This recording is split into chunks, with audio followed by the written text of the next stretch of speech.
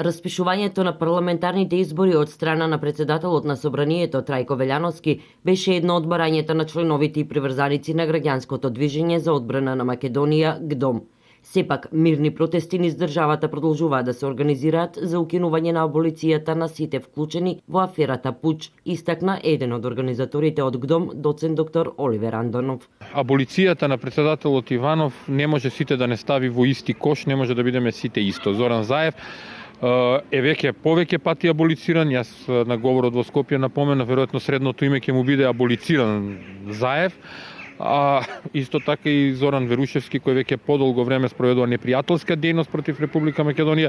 Според доцент доктор Андонов, а поврзано со изборите на 5 јуни, СДСМ се противи единствено поради силната желба за продлабочување на кризата и неподготвеноста да се представи пред граѓаните на Република Македонија, сакајќи на негативистички начин да дојде на власт, уривајќи ја државата. Но она што ќе се случува до 5 јуни ќе зависи од влијанијата на некои странски амбасади, кои се обидуваат да им помогнат на СДСМ, но во остварувањето на сопствените интереси кои се многу поголеми, додава доцент доктор Андонов. Во една прилика поранешниот премиер Груевски, лидерот на ВМРО ДПМН, го напомена тоа уште кога почна аферата пред година и половина на Заев и му кажа дека не знае веројатно во што е влезен, и тоа само покажува колкав е капацитетот на лидерот на СДСМ, кој така лесно од крајно себични причини влегува во една крупна игра во која нити самиот не знае како ќе заврши.